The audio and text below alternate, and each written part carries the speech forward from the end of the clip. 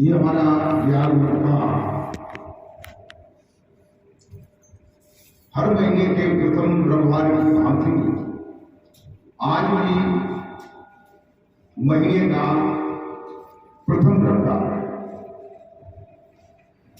और काफी देर से सत्संग समागम चल रहा है।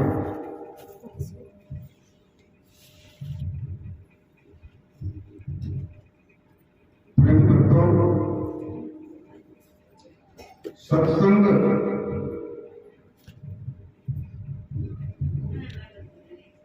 ज्ञान और भक्ति का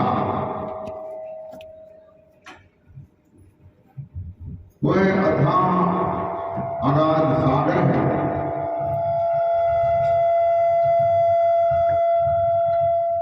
जिसमें जो भी स्नान करता है वह भवबंधनों से छूट करके मोक्ष मुक्ति को प्राप्त हो जाता है अगर कोई स्नान करता है तो।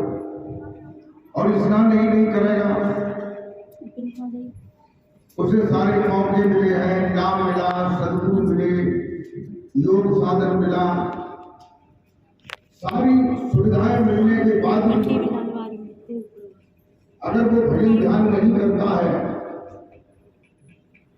तो कहते हैं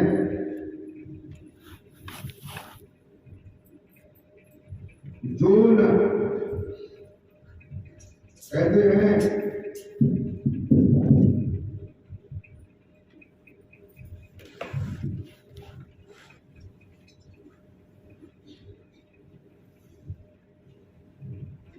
जो ऐसा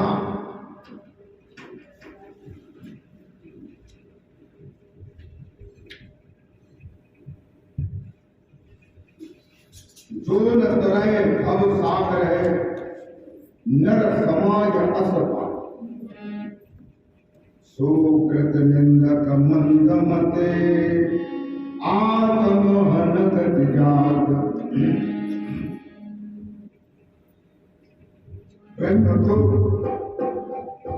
गोस्वामी तुलसीदास जी रामचरितमानस में कहते हैं जो न तरह भव सागर नर समाज असफा, यानी जो मनुष्य ऐसे मनुष्य समाज को पा करके, कैसे मनुष्य समाज को पा करके जिन्हें पार ब्रह्म सद्गुरु मिला हो, जो मोक्ष मुक्ति का रास्ता बताने वाला हो और जिसने ये साधन मिल गया हो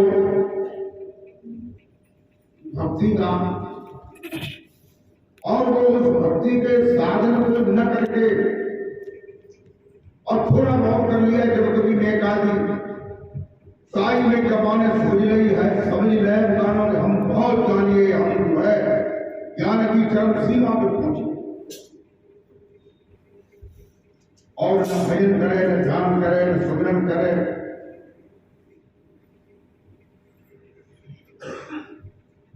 दूसरे को उपदेश देता फिरे, उसके लिए ये बताया है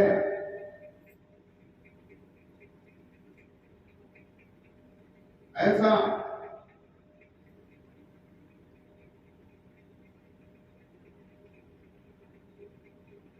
जो न करे हम साग है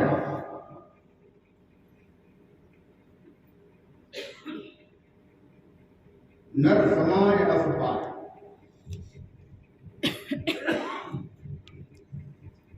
सोकृत निंदक मंद मत। कहते हैं कि वो कृत माने अपने खुद ही द्वारा ऐसा कर्म कर रहा है। ये तुलसीदास जी कह रहे हैं, ये मैं नहीं कहता हूं, ये संतों की वाणी है। सोकृत निंदक मंद मत, ऐसा मंद मत माने जो है बेअकल आदमी, निंदक माने निंदनीय, आत्म हनगत जाए, जैसे कोई आदमी खुद की हत्या कर लेता है ऐसे ही गति को प्राप्त होता है। जो सुंदर समाज पा करके भक्ति नहीं करता, ज्ञान और वैराग्य नहीं उत्पन्न करता और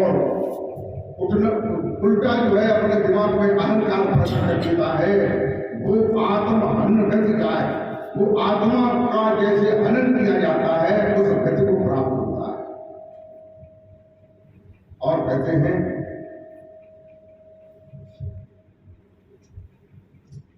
कि नर्तन पाए विषय मन तेरी और पलट सुधाते संत विषय।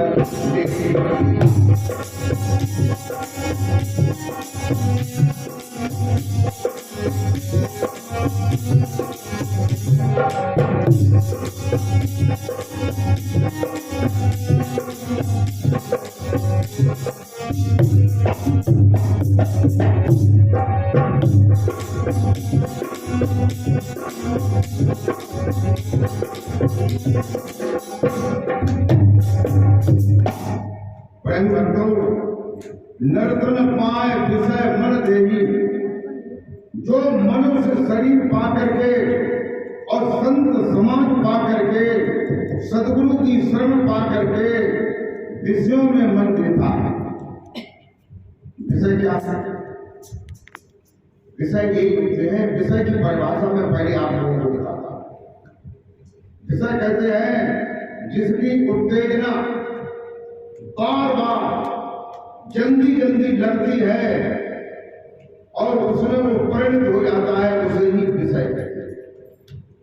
जैसे कोई आदमी तमाकू खाता है तो हाथ में लेकर रगड़ी, कुछ देर रगड़ रहे पट करी और नेक मुंह में निनिया बहुत निकालता हो, बड़े बड़े दाने मुंह में डाल रहे दाग रहे। अब फिर चाहिए कर दे तो फिर चाहिए कर दे तो बता बोल के सवाल हो कभी सवाल ना, लेकिन सवाल लगन जरूर हो एक न कहीं या घुमा तो है या नेकादी दिमाग में हो तो है। और कोई कोई जो है बीड़ी पीते हैं तो जैसे बीड़ी पी और नेक देर बाद जो है फिर मनवाई और फिर निकाली फिर काटो निकालने लगे। अब जब बताओ कि बीड़ी अगर मतलब फायदे उसको तो एक हजार ठीक है, फायदा मतलब छाप खाने तो भैया तो अरे छाप खाने तो फायदा हो जाए तो आगे बाद एक छाप बाद फिर पी लेते, लेकिन फायदा ऐसा कम ना है। मगर धुआं ही निकलते है बेल 1 घंटा बाद फिर आधा घंटा बाद फिर भाई को 15 मिनट देता। हमारे गाँव में बिल्कुल सही कहते तो बीड़ी जब मिलकाए लेते तो बीड़ी जगह बाबूजी फेंक दे दूसरी फिर मिलकाए लेते। जब से कोई काम करने लगे तो भाई बाइक पे बिठाने ने भूला है तो कहने का मतलब ये है कि विषय उसे कहते हैं जिसकी बार बार इच्छा होती है। जो तमाकू खाता है नगरिया की, गुरु महाराज जी ने खींचरी मुद्रा बताई है उसके लगाने के लिए, वो आदमी खींचरी मुद्रा लगा सकता है? आप लोग विचार करिए, खींचरी मुद्रा लगा सकता है? खींचरी मुद्रा में जीभ पलटी जाती है और वहां जब पलटी जाती है जहां स्वाद लीवो चाहिए अमृत का, वहां तुम तमाकू धरे तो तमाकू तुम्हें जो है खींचरी मुद्रा को स्वाद लेते हैं नहीं। इसलिए जो है उसमें आ जाओ। अब भी टाइम है, वैसे टाइम तो बहुत खराब आ रहा है। जो भजन ध्यान नहीं करेंगे, जिन पर भजन ध्यान का असर नहीं होगा, उनका बचना जो है मुश्किल पड़ जाएगा। प्रेम भक्तों कहते हैं पलट सुधारते सट विसले, ऐसे सट माने दुष्ट अमृत को छोड़ करके विष को ग्रहण कर रहे हैं। वे लोग जो है वृथा ही अपने शरीर को और समय को नष्ट कर रहे हैं। कहते हैं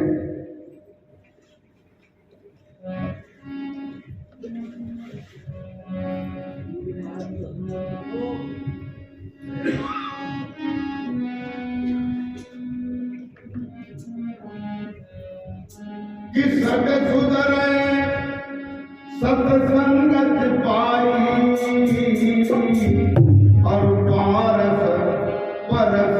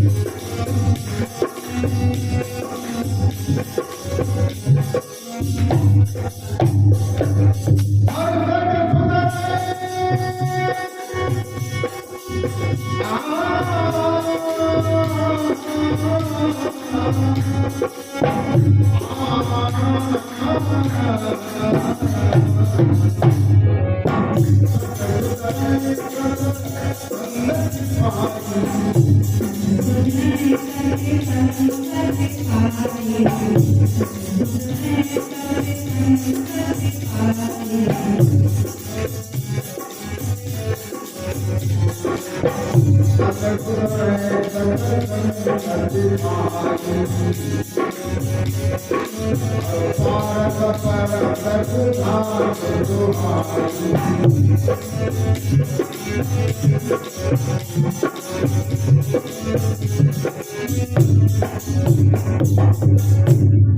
कहते हैं सट सुधरे सट संगत भाई। जो सट माने जो दुष्ट होते हैं, दुष्ट का मतलब क्या होता है? दुष्ट कोई आदमी नहीं होता, आदमी के विचार दुष्ट होते हैं, कर्म दुष्ट। आदमी तो एक ऐसा ही है, जैसी ब्लैक आंखें ऐसी हमारी आंखें, ऐसी तुम्हारी आंखें। जैसे ब्लैक कान है ऐसे हमारे कान है, ऐसे तुम्हारे कान है। जैसे उनको मोह है तैसे भाव मोह है, भाव मोह है। लेकिन क्या में बीच में जो कदूरत भरी है, जो खराब दुआर भरे हैं, विचार भरे हैं, कहते सट सुधरे। जो लोग जो है जिनके अंदर एक दूसरे से ईर्ष्या है, द्वेष है, जलन है, और जो मांस खाते हैं, शराब पीते हैं, विषयों में अपना मन हमेशा लगाए रहते हैं, वो सत्संग को सुन करके सुधर जाते हैं, सुधार हो जाता है। और जो मतलब जो है सत्संग को रोज सुनते रहे, सत्संग को भी रोज सुनते रहे और मांस भी खाते रहे, गलत विचार हो इधर की उधर करते रहे, और जो है खराब विचार हो, तो सत्संग क्या क्या असर पड़ेगा? कोई असर पड़ेगा? कोई असर नहीं पड़ेगा। फिर तो ऐसे ही है, फिर जैसे डकलुआ के पत्ता मृत्यु पत्ता होते रहे, लेकिन मृत्यु पत्ता चाय पत्ता होता है। प्रेम कर दो। पारस परस बुधात सुभाई। कहते पारस के स्पर्श करने से जो बुधात माने लोहा है, वो भी उसके स्पर्श से सोना हो जाता है। और आदमी सत्संग सुन करके उसके अंदर विचारों में परिवर्तन नहीं होता है, सत्य पर नहीं चलता है, असत्य पर ही चलता है, तो वो क्या होगा? उसको नरक में ही जाना पड़ेगा।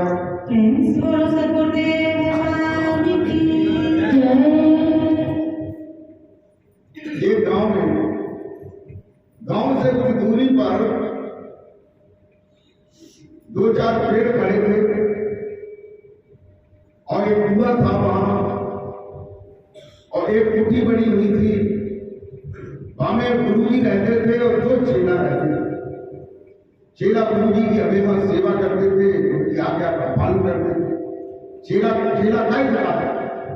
चेला उसे कहते हैं जो गुरु की आज्ञा का पालन करता है और गुरु के बताए हुए रास्ते पर चलता है, उसे चेला कहते हैं। और जो न आज्ञा का पालन करता है, न रास्ता में चलता है, न तो चेला कहाँ है? वो तो चेला है, लकड़िया को चेला है। और वो चेला जो है पार हो जाए आगे, और जब आगे बढ़े, जब रात हो गया तब भी ईंट निकलेगा। कहते हैं दो चेला थे, गुरु जी थे, कुएं पे स्नान करते थे, नित्य प्रतिभा रहते थे। गुरु जी के लिए दोनों चेला नगर में जाते थे, भोजन की भिक्षा लेकर के गुरु जी के लिए आते थे। गुरु जी रोजाना उनसे शाम को सत्संग सुनाते थे। गुरु जी के पास एक डिबिया में पारस मणि थी। वो कुटिया में एक इलवारी थी, इलवारी में तिरछा एक गड्ढा था जिसमें ईंट लगी थी, उसमें डिबिया रखी हुई थी। तो चेलन ने एक दिन कही कहा गुरु जी से, गुरु जी आप पारस मणि की बात कहो करता हो मानो, और जो कहो करता कि हमारे पास पारस मणि रखी है तो कहां आया, हमें दिखाए। तो गुरु जी ने सोची चलो कोई बात है, पहले जमाने की बात है, आज के जमाने की ना है। आज के जमाने की होती है और उन्हें पता होती है कि गुरु जी की इलवारी में बिना कानों पारस मणि धरी, तो गुरु जी से थोड़ी पूछ सके। गुरु जी जब वही पत्ते सोई रस्ता तो उन्हें पाम देते, मुंह में लिपटा ढूंढते और डबिया निकाले लंबी लेते लगे। गुरु है पारस मणि मिल जाए और सोने की रेले की पटरी बिछवाई दी, सब सोने को गुरु थे। प्रेम बंधु कहते हैं शाम को जो है गुरु जी से चेलों ने कहा, तो गुरु जी ने कहा कि देखो मढ़ैया में जो इलवारी है बड़ी सी जिसमें गुरु जी की फोटो लगी है, उसमें बगल से एक ईंट लगी है कि हाँ लगी तो है, तो ईंट को निकालो फिर उसमें एक डिबिया निकले। तो उन्होंने ईंट को निकाला तो उसमें एक डिबिया कपड़े में बंधी थी, तो कपड़े में से निकाल करके गुरु जी को दिखाई नहीं डिबिया। तो गुरु जी ने ढक्कन खोला और ढक्कन खोल के उसमें से पारस मणि रखी थी, उसको निकाल करके दिखाया कि ये पारस मणि है। उन्होंने कहा ठीक है गुरु जी। फिर उन्होंने डिबिया में रख दी, लेकिन उसमें ये था कि उसमें एक पन्नी बिछी हुई थी। कैसी पन्नी? आप लोगों ने देखा होगा जब शादी विवाह में हम सोने की चीज बनवाने जाते हैं तो उसमें अब तो ज्यादातर डिबिया जो है प्लास्टिक की होती है, लेकिन फिर भी उसमें पन्नी लगी होती है। लाल पन्नी ज्यादातर लगी होती है, लाल या पीली या सफेद, और उसमें पन्नी रखी है तब उसमें अंगूठी रखी है, या पन्नी रखी है तब उसमें कुंडल रखे है, पन्नी रखी है तब उसमें सोने की चेन रखी है। तो ऐसे ही पारस मणि जो है पन्नी में रखी थी और पन्नी डिबिया में रखी थी। गुरु जी ने दिखाई और दिखा करके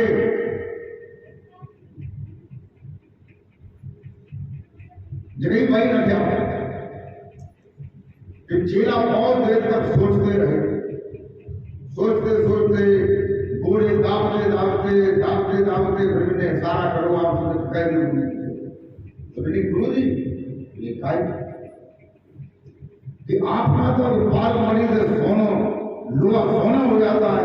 हाँ बेटा हो जाता है, ठीक है। डिबिया तो लोहे की है, डिबिया तो ये लोहे की है और ये सोने की नहीं हुई। ठीक है बेटा, तुमने गौर से क्यों देखा? क्या कि फिर ले आओ डिबिया, फिर ले आए। फिर उन्होंने डिबिया खोल करके दिखाया, ये पारस मणि है और ये डिबिया है, और डिबिया में ये पन्नी बिछी हुई है, ये निकाल के दिखाई दी। ये पन्नी के कारण जो है डिबिया सोने की नहीं हो रही है, क्योंकि स्पर्श नहीं हो रहा है।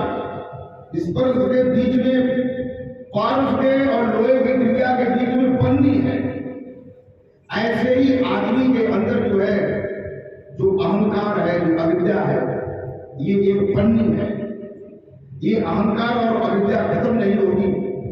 हृदय में जो है सेवा भाव, भक्ति भाव नहीं पैदा होगा, तब तक जो है ये पारस जो है वो सोना नहीं बना पाएगी।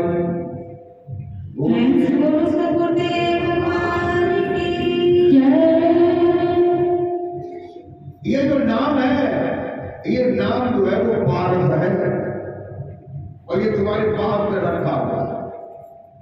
ये सोना क्यों नहीं बना पा रहा है? तुमने सुना होगा, क्या सुना होगा कि फलानी जगह जो है एक का नाम महात्मा थे लक्ष्मण दास, वो सिद्ध पुरुष थे। वो एक बार रेल में जा रहे थे तो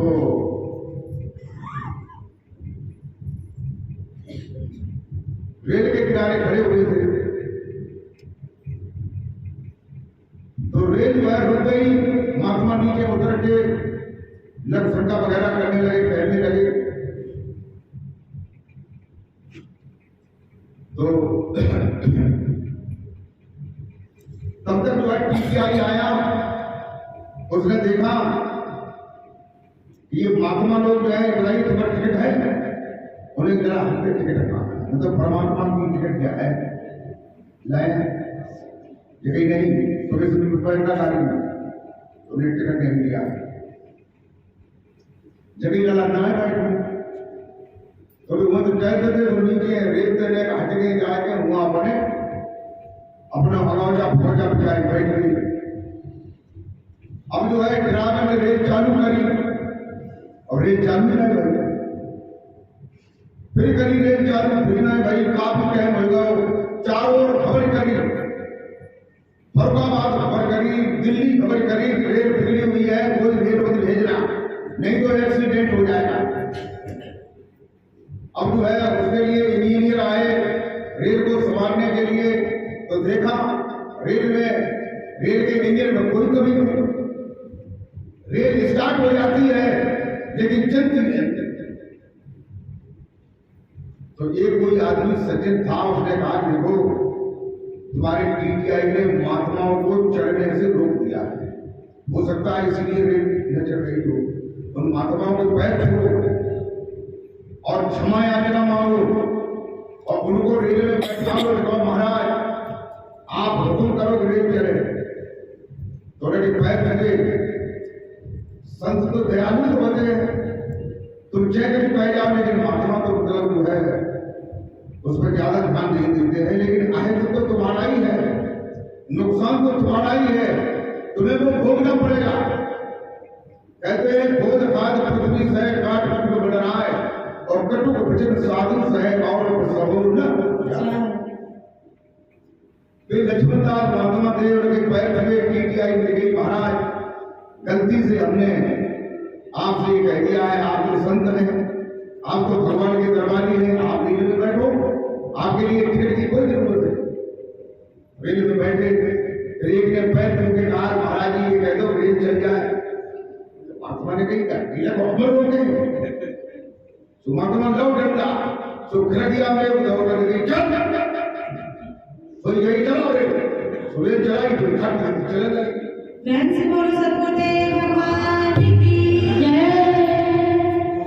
तो वहां डीएम भी आ चुका था, एसडीएम भी आ चुका था, सब लोग आ चुके थे, बड़े बड़े अधिकारी आ गए थे। तो उन्होंने महाराज जी से क्षमा याचना मांगी कि महाराज जी आप हुक्म करें, आपकी कोई इच्छा हो तो। उन्होंने कहा हमारी ये इच्छा है कि जहां पर ये रेल रुकी है यहाँ पर रोज रुके और यहाँ पर जो है स्टेशन बन जाए। तो उन्हीं के नाम से आज भी बाबा लक्ष्मण दास पुरी के नाम से स्टेशन बने। देखो संत की और हाथी की कीमत जो है मरने के बाद लोग समझते हैं ये संत था, उनमें ये विशेषता थी, ये गुण थे। लेकिन जब तक होता है तब तक लोगों के कहते हैं हम आगे महात्मा आगे चले जाते, हम खाद तो जो महात्मा खाते हैं का विशेषता है। तो फिर जाते हम ऐसे देखिए, लेकिन जब आ जाते हैं महात्मा कितना स्मरण करते हैं, कितना भजन करते हैं, परमात्मा से कितना इनका संबंध कहते हैं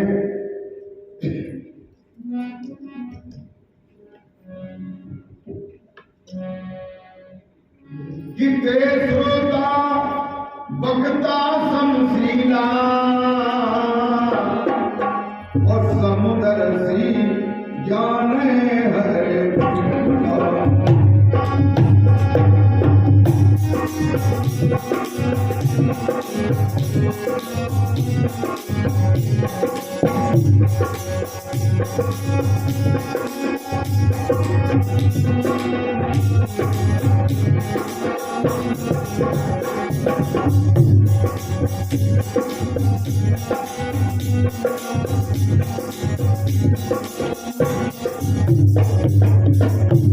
कहते हैं तेज श्रोता भगता समसीला। ते माने वे, श्रोता माने सुनने वाले, भगता माने कहने वाले, वे समशील हो। यानी श्रोता वक्ता की बात को समझने में समर्थ हो, तब वो भगवान की लीला को जान सकते। और वरना एक आदमी नीचे खड़ा है और छत पर जो है मूंगफली सूख रही है, और उस आदमी से पूछो कि छत पर क्या है, तो वो ये कहेगा कि भाई हमें दिखाई नहीं देगा। अब उतने ऊंचाई पे जाए, जीना चढ़ के छत पे पहुंचे, तब वो जानेगा। कहते थे श्रोता भगता समशीला, दोनों समशील जगह पर हो, बराबर जगह पर हो, आंखें छत के बराबर हो, तब वो ये जान सकता है छत पर क्या है। श्रोता संत की वाणी को समझने में समर्थ हो, और संत जो है अपनी वाणी को लोगों को बता करके समझाने में समर्थ हो, तब वो भगवान की जो लीला है उस लीला को बता सकता है।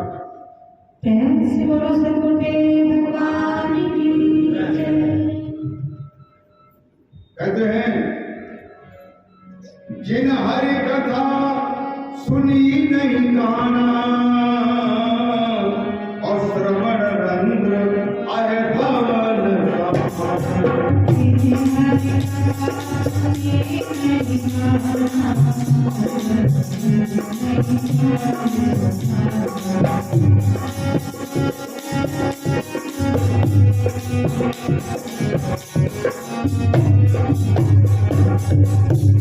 हरि कथा सुनी नहीं काना,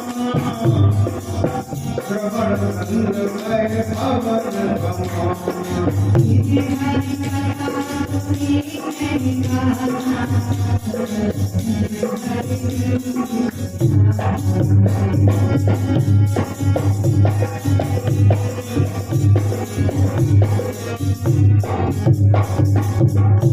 कहते हैं जी हरि कथा, जिन्होंने भगवान की कथा को रुचि से नहीं सुना है, भाव के सहित नहीं सुना है, तो उसके कान कैसे हैं? कहते श्रवण रंध्र, श्रवण माने कान, रंध्र माने द्वारे, छेद। वो कैसे हैं? श्रवण रंध्र आहे भवन समाना। आहे माने सांप, आहे माने सर्प। सर्प को जो घर होता है, बंदी होती है, वो कैसी होती है? जमीन के अंदर होती है। तो ये कहते हैं तुलसीदास जी, उसके कान ऐसे ही हैं जैसे सांप का घर होता है, कि घर को कोई चीज सुना तो घर कुछ नहीं जानता है। ऐसे ही कहते हैं भगवान की कथा को, सत्संग को भाव के सहित सुनना चाहिए। कहते हैं नैनन संत दरस नहीं देखा, लोचन मोर पंख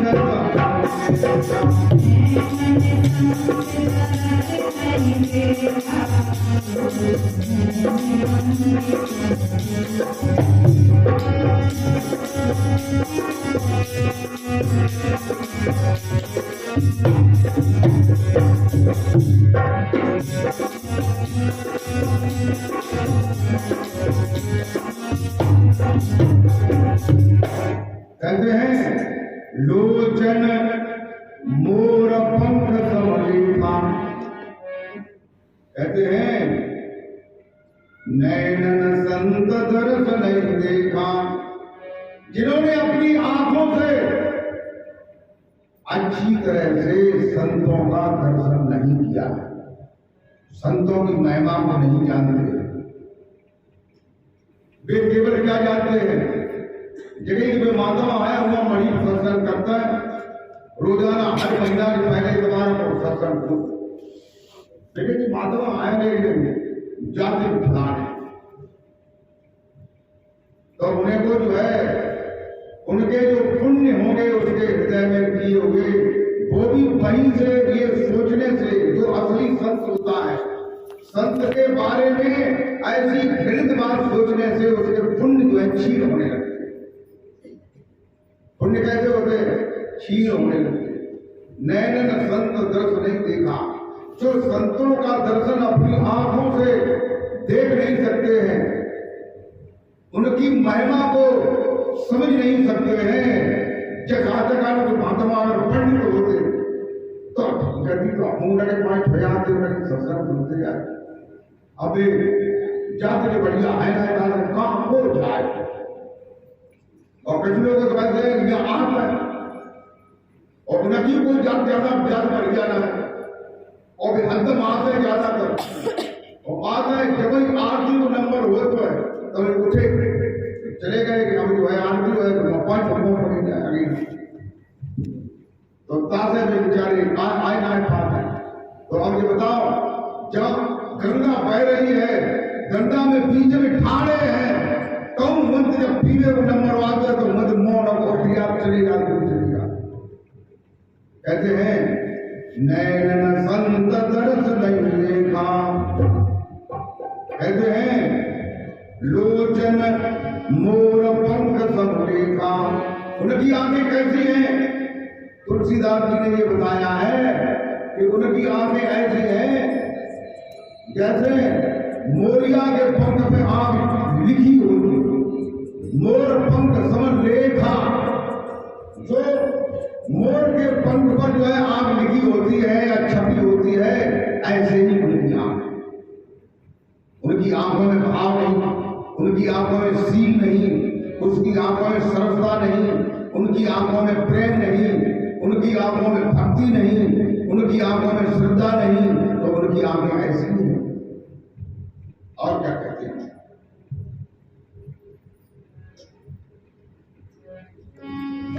पुलिस कठोर, पुलिस कठोर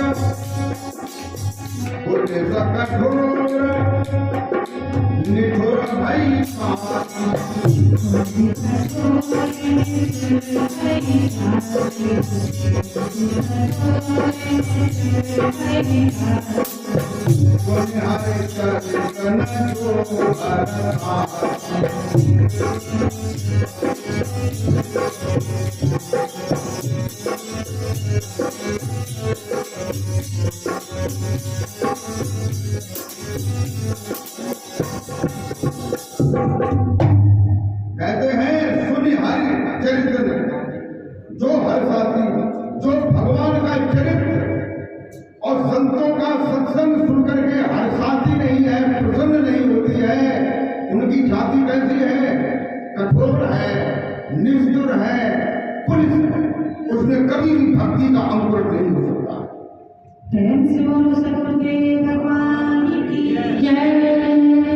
देखो इस बात को मैं क्यों कहता हूं, हमारी उनसे कोई लड़ाई ना है, इसलिए कहता हूं कि वे खेती करना चाहते हैं और खेती में मेरी घास खानी है और वह घास को हर से जो जोते ना है और जोत के खेत को बिल्कुल जो है अच्छा नहीं बनाएंगे तो तक फसल कैसे होगी।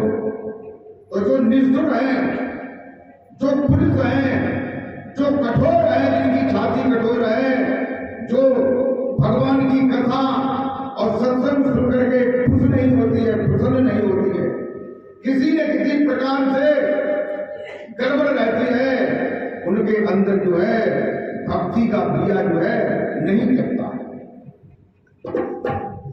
कहते हैं कि राम कथा, अरे राम कथा, राम कथा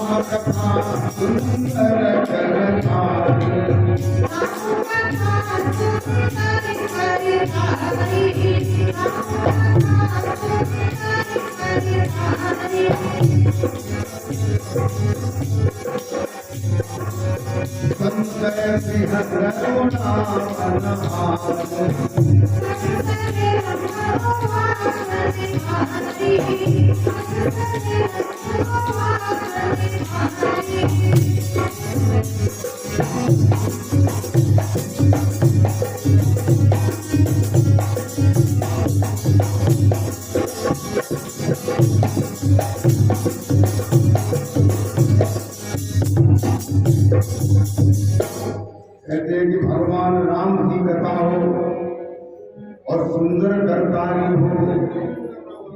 करतारी कहता हो, करतारी माने कहने वाला, ऐसा सुंदर हो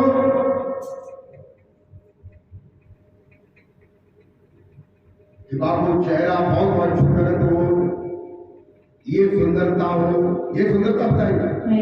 और वो ब्राह्मण जाति का हो, ये सुंदरता बताएगा। और कोई अगर अपने मोहते कोई बात अच्छी कहे तो अच्छी ना लगे, नहीं लगे, अच्छा लगे।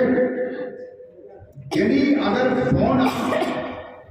सोने की अंगूठी मूंद की नाली में गिर जाए तो क्या उसे उठा लिया जाएगा कि खड़ा रहने दिया जाएगा? उठा लिया। तो इसका मतलब जो है कोई भी आदमी हो, किसी भी जाति का हो, अगर वो अच्छी बात कहता है तो उसे ग्रहण कर लेना चाहिए। जात से मतलब नहीं है। अगर जात से मतलब होता, किसी ने भक्त ने जो है अनिरुद्धाचार्य जी को पूछा कि ब्राह्मण जो है जात से होते हैं कि कैसे होते हैं? तो अनिरुद्धाचार्य ने क्या जवाब दिया कि ब्राह्मण जात से होते, जैसे अमरूद है, अमरूद जात से है तो उसका जो है जब फल आएगा तो अमरूद खाई जाएगा।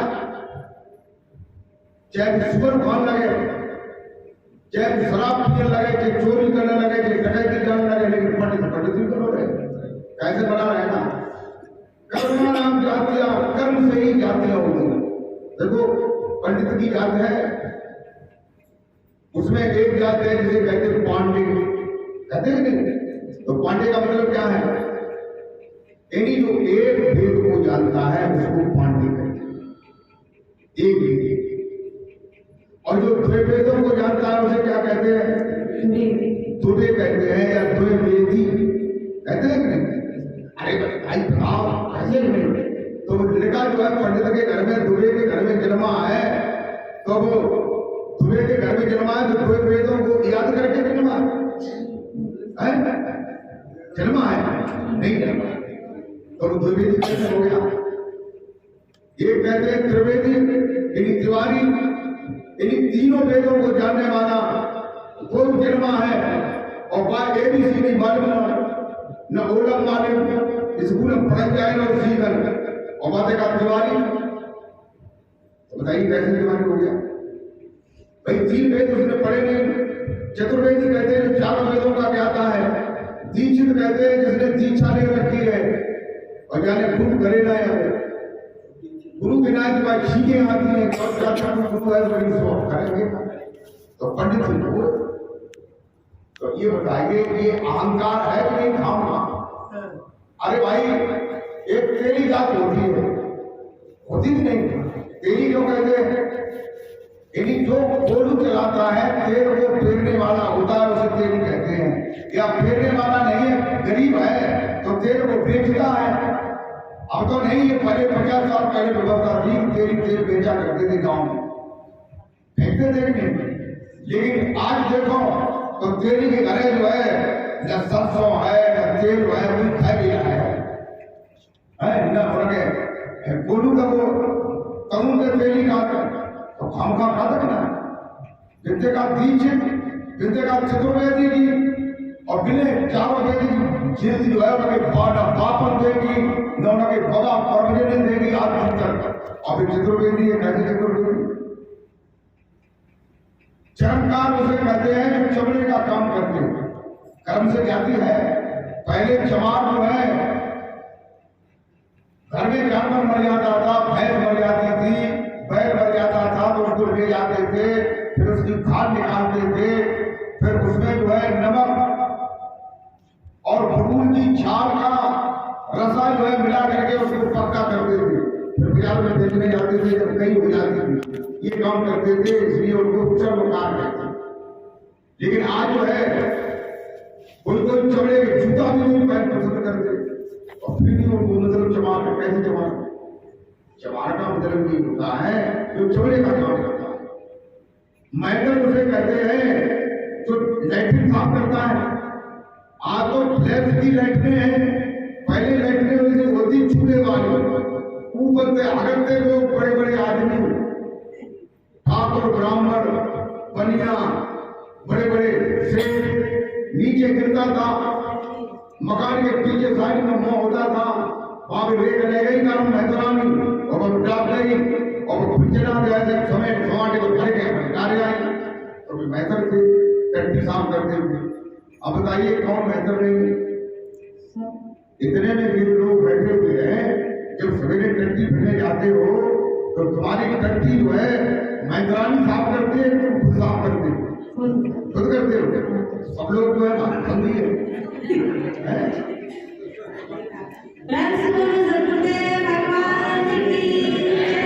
आज के 50 साल पहले हर धोबी आता था कि नहीं? हमने तो अनुभव किया, मैं छोटा था तो धोबी आता था, तो हर घर के कपड़ा एक टुकड़िया बांध ले और वहां धुत जाओ है पहचाने के लिए, एक टुकड़ी अलग डाल दे, फिर एक टुकड़ी अलग डाल दे, एक टुकड़ी अलग डाल दे, और दूसरे दिन फिर जो है लाभ एक नया तो जब टुकड़िया फुलाने लगेगी हटाई देगी, वो टुकड़िया फुलाने लगेगी हटाई देगी, वो टुकड़िया फुलाने लगेगी हटाई देगी, तो कपड़े धोता था इसलिए धोबी था। अब बताइए इतने लोग हैं, इनमें कोई ऐसा है जो कपड़े नहीं धोता? बताइए, अरे दूसरे तुम्हें बहुत धोते हुए तो बहुत तो तुम्हारी तो है तो बहुत ही आते तुम्हारी आते तो धोबी तुम भाई नहीं भाई, धोबी भी तुम हुए, भंगी भी तुम हुए हैं। तो ये सब जातियां जो है सबके अंदर बैठी हुई है, इसलिए जो है गलत काम कर्मणा नाम जातिया, कर्म से ही जाति होती है, जाति जो है जन्म से नहीं होती। भक्तों, किसी को अग्निहोत्री कहते हैं, अग्निहोत्री का मतलब जो है अग्नि में होत्र करना जानता है उसे अग्निहोत्री कहते हैं। और बिन्ने के बाबा ने तो हवन नहीं करो, अभी अग्निहोत्री है। कोई मिश्रा है, मिश्रा का मतलब जो है उन्हें वेद भी याद है, उपनिषद भी याद है और दर्शन भी याद है, चार सभी ग्रंथों का ज्ञान है, विस्तृत ज्ञान है, इसलिए मिश्रा।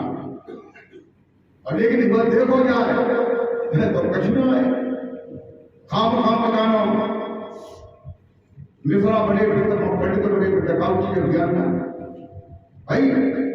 ब्राह्मण तो मैं लोगों को ब्राह्मण बनाता हूँ, दीक्षा देता हूँ, वो ब्राह्मण हो जाते, दीक्षित हो जाते, और दीक्षित होकर के एक वेद को पढ़े वो पांडे हो जाएंगे, दो वेद को पढ़े वो द्विवेदी हो जाएंगे, तीन वेद को पढ़े वो त्रिवेदी हो जाएंगे, चार वेद को पढ़े चतुर्वेदी हो जाएंगे, बहुत से वेदों को ग्रंथों को पढ़े और वो मिश्रा हो जाएंगे।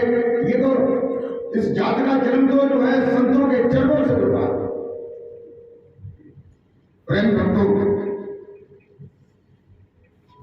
कहते हैं राम कथा सुंदर करतारी और संशय विहन रावण।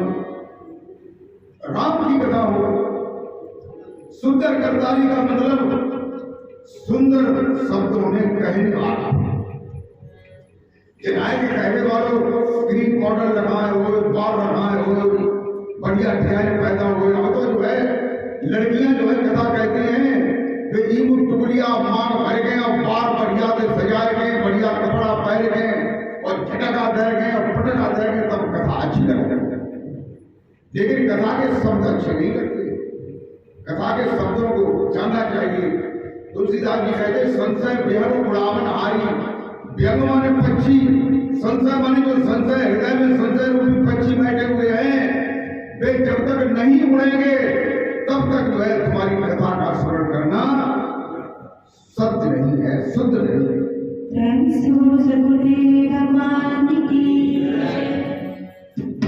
और क्या कहते हैं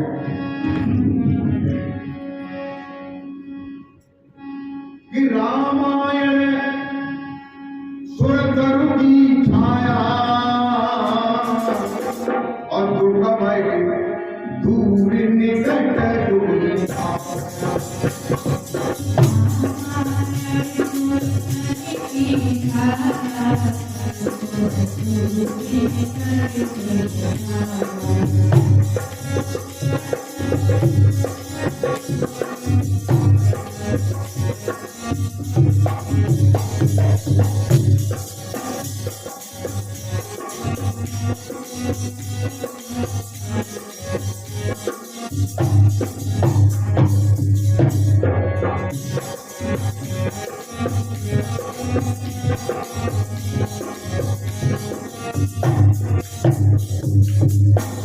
कहते हैं रामायण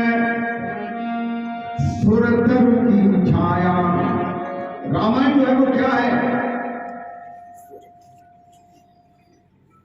सुरतरु की छाया। सुर माने देवता, तर माने वृक्ष। सुरतरु यानी देवताओं का जो वृक्ष है उसकी छाया। देवताओं का वृक्ष कौन है? देवताओं का वृक्ष है कल्प वृक्ष जिसे कहते हैं। कल्प वृक्ष का मतलब क्या है कि उस वृक्ष के नीचे जो भी आप कल्पना करेंगे, जो भी कल्पना करेंगे, वो तुरंत तुम्हें प्राप्त हो जाएगी। संतों के पास जो परमहंस महात्मा होते हैं उनमें एक मुद्रा होती है सर्वमुखी मुद्रा।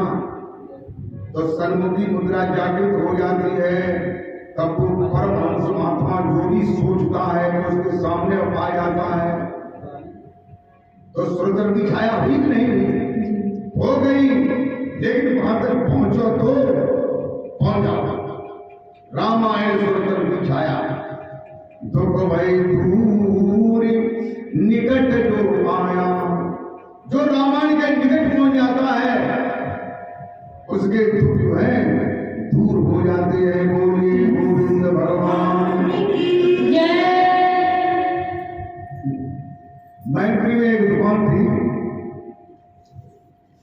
गीता प्रेस गोरखपुर, और भी बम्बई प्रेस की किताबें थी। पंडित जी थे, रिटायरमेंट मिलिट्री से, तो वो हमसे दोस्ती भी मांगते थे। हम जाते थे, हमें बैठाते थे वो, और महाराज जी देख लो तो आपको किताब अच्छी हो आपको दे देंगे। तो हमने वहां देखी, बहुत किताब देखी। एक हमने गीता देखा, कितना बड़ा,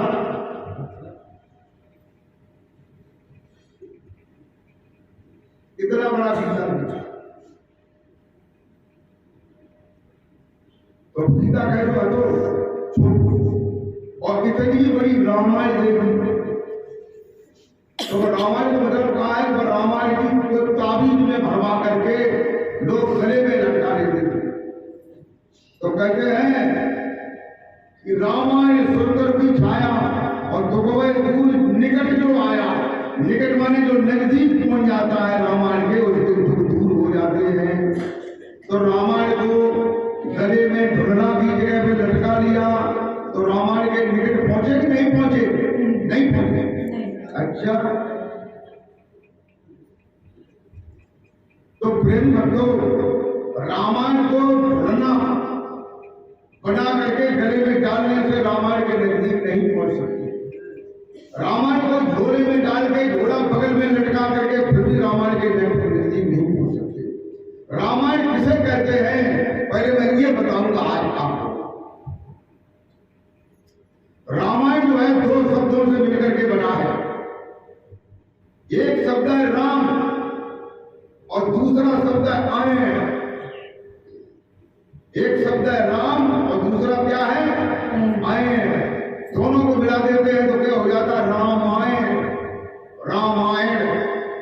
तो आयन किसे कहते हैं? आयन कहते हैं, राम उसे कहते हैं जो ब्रह्म है, जो भगवान का अवतार लेता है, कहते हैं वो राम है।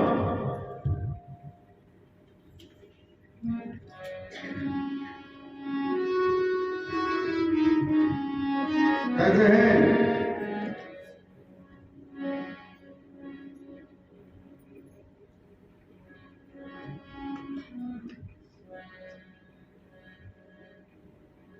राम जो है वो ब्रह्म के स्वरूप है।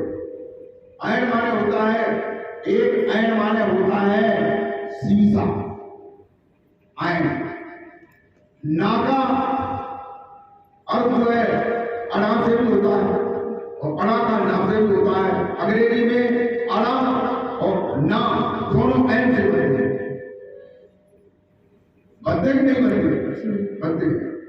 राजस्थान में ना की जगह पर अड़ा का प्रयोग किया जाता है, इसलिए उसकी भाषा ही बदल जाती है। आना जाना खाना पीना लेना देना, ना आया नहीं आया, ना की जगह पर आना, भाषा बदल गई। और आयन माने होता है शीशा या दर्पण, और आयन माने घर भी होता है। आयन माने क्या होता है? घर।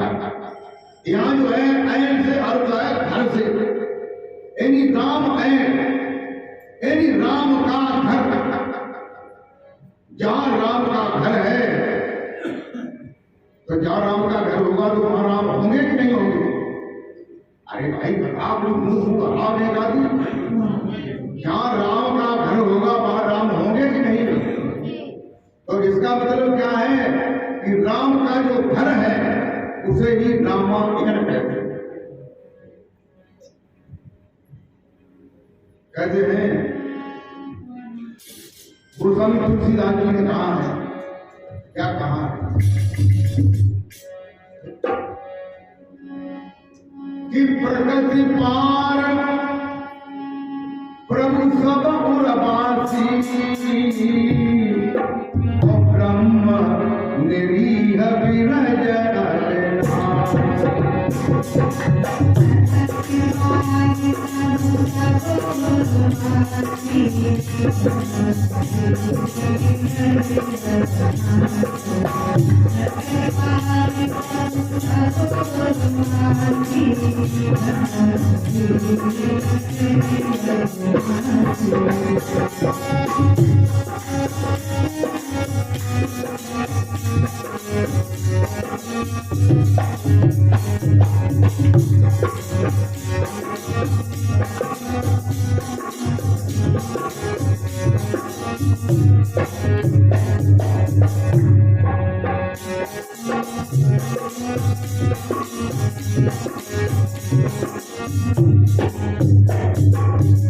गोस्वामी तुलसीदास जी कहते हैं कि प्रकृति पार। देखो कितनी बढ़िया तुलसीदास जी बात कहते हैं। अगर इस बात को भी तुम न समझ पाओ तो भैया क्या की कोई दवा तो है ना कि करेला काट दो जाए, चीज दो जाए और वहां में मसालू करेंगे फिर भगवान दो जाए, तब उस बात में पता चले। ये तुलसीदास जी समझा रहे हैं कि प्रकृति पार, ये शरीर जो है प्रकृति के 5 तत्वों से मिलकर के बना है। पृथ्वी जल अग्नि आकाश वायु। ये शरीर किससे बना है? प्रकृति के 5 तत्वों से पृथ्वी जल अग्नि आकाश वायु। शरीर में पृथ्वी तत्व का ये हड्डी नाड़ी रोम मांस त्वचा, ये पृथ्वी तत्व। जल तत्व का ये लार मूत्र वीर अश्रु रक्त पसीना, इस रूप से जल तत्व विद्यमान है। अग्नि तत्व का ये क्षुधा प्रवास आलस नींद कान, इस तरह से जो है अग्नि तत्व विद्यमान है। जठर अटर पटर सटर पटर, इस तत्व से जो है अग्नि तत्व जो है विद्यमान है। प्रेम करतो और आकाश तत्व ये उठना बैठना बल करना चेष्टा करना, इस तरह से आकाश तत्व विद्यमान है।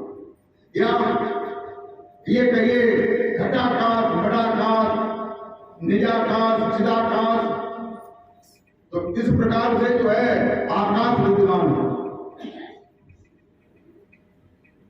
तो इस प्रकार से 5 तत्वों से ये प्रकृति का शरीर बना हुआ है।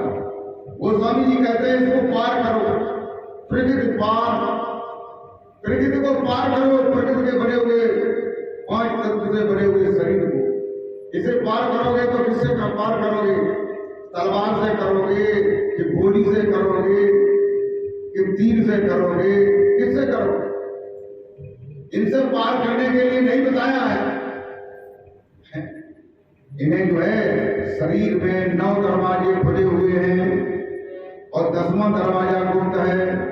9 दरवाजे कहिए, नीचे मर्मूत्र त्याग करने वाले 2 दरवाजे, और ऊपर आंखें 2 कान 2 नाक के छिद्र मुख 7 ये दरवाजे। तो नाक में श्वास अंदर जाता है और फिर बाहर आता है। ये दरवाजा ऐसा है कि इसमें गाड़ी हमेशा चलती रहती है, आती है और जाती है। इसी दरवाजे से होकर के अंदर में चले जाओ, प्रकृति पार, और हृदय में चले जाओ। प्रकृति पार प्रभु सब और अपासी, प्रभु जो है राम जो है सबके उर्माने हृदय में निवास कर रहा है। ये रामायण कहते हैं। प्रकृति पार ब्रह्म सब और अपासी, और ब्रह्म निरीह ब्रज अविनाशी, जो साक्षात ब्रह्म है, जो राम के कृष्ण के बुद्ध के विष्णु के शंकर के रूप में अवतरित होते हैं, वे ही ब्रह्म तुम्हारे हृदय में साक्षात विराजमान है। उसको पार करने के लिए सदगुरु के द्वारा बताए हुए मार्ग से अंदर हृदय में प्रवेश करो, जिसके लिए और भी अर्जुन गीता में कहते हैं कि ईश्वरा सर्वभूतानां हृदय से अर्जुन, ईश्वरा सर्वभूतानां हृदय से दृष्टि अर्जुन, ब्रह्मांड अंतर्भूतान सर्वभूतन माया। वह ईश्वर जो है सभी भूत तत्वों में विद्यमान है, जो संसार में पृथ्वी जल अग्नि आकाश वायु सारे भूमंडल में वह ईश्वर विद्यमान है। परंतु हृदय से तिरस्कृत अर्जुन, भगवान कृष्ण अर्जुन से कहते हैं कि हे अर्जुन, परंतु वह हृदय देश में तिरस्कृत इन्होंने बैठा है। अगर उसे जानना चाहो तो बाहर विद्यमान है, लेकिन बाहर नहीं जान पाओगे। ये हृदय तुम्हारे पास है, हृदय तुम्हारे पास है कि नहीं? तो हृदय तुम्हारे पास है, तुम अपने हृदय में प्रवेश कर जाओ। ब्रह्मानि अंतर्भूतानि सर्वभूतानि माया, ब्रह्मत लोग 5 तत्वों के बने हुए शरीर को ही परमात्मा भगवान परमेश्वर मान करके उनकी प्रतिष्ठा करते हैं, लेकिन अपने अंदर में हृदय में जो प्रभु विराजमान है उन्हें नहीं जानते। तो इसलिए कहते हैं कि आदि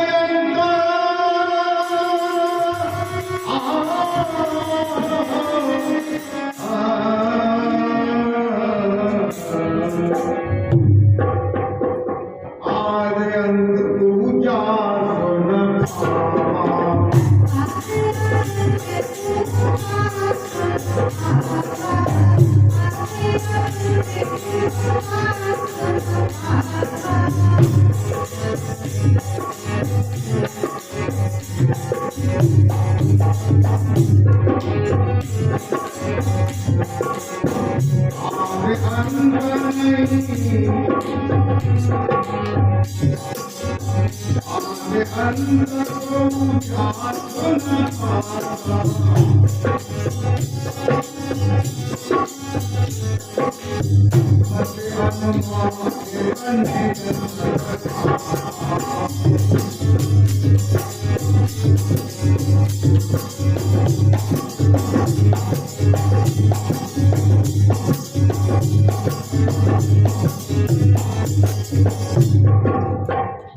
कहते हैं जिस ब्रह्म का,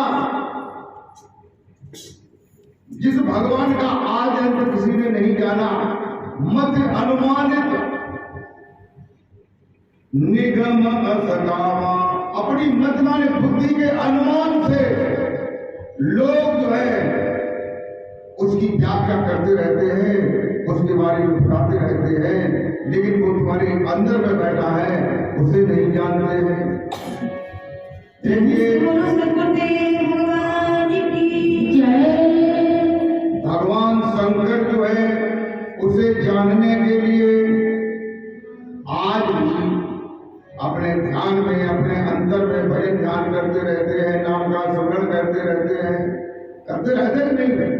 भगवान को आपने देखा होगा, शंकर जी को तो ध्यान नहीं बैठे हैं, लोग जिन्होंने माला हाथ में और पकड़ाई दी खाओ बिना पाए, ये निगुण पकड़ाई दी जो जिन्हें केवल माला को ज्ञान है, उनके हाथ में तो है फोटो पकड़ाई दी, तो बिन्ने उन्हें माला पकड़ाई देगी जो माला के पकड़ा और फिर चुका बैठे खड़ो अपने अंदर ध्यान कर रहे। तुलसीदास जी कहते हैं, क्या कहते हैं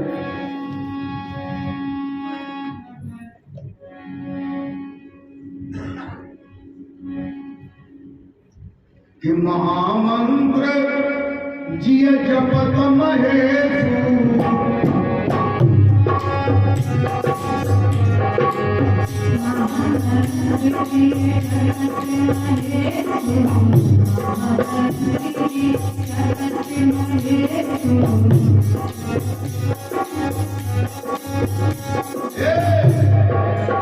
काशी मोक्षे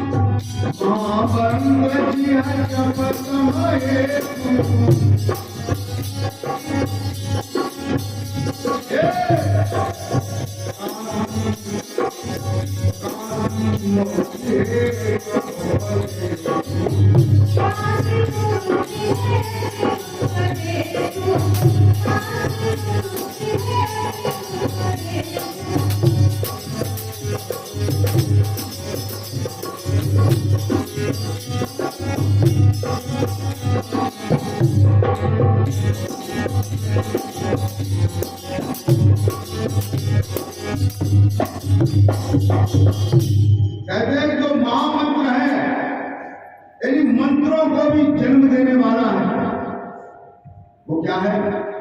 ये जो श्वास है, श्वास से ही 4 वाणियां उत्पन्न हुई हैं और वाणियों में मंत्र कहे जाते हैं, वाणी से कहे जाते हैं नहीं?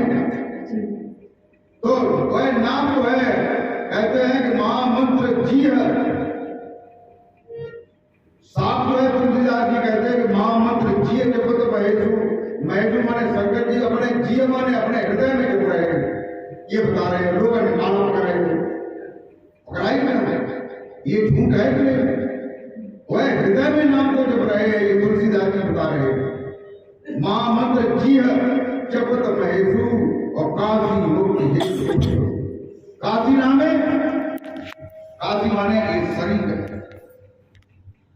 वैसे तो बताते हैं भगवान शंकर जो है जो काशी है वहां पर उनका निवास है। तो काशी एक जगह है, जगह की मुक्ति होती है कि शरीर की मुक्ति होती है? जगह शरीर की, जिस शरीर से हम जो है भजन ध्यान करेंगे तो शरीर से मुक्ति हो जाएगी।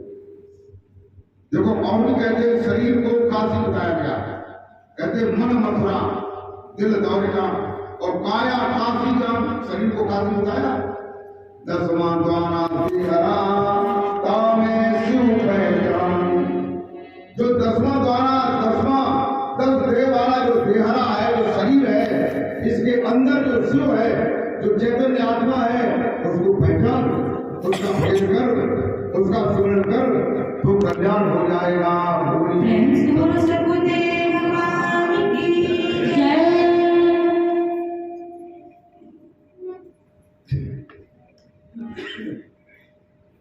अब मैं एक छोटा सा भजन सुनाना चाहता हूँ।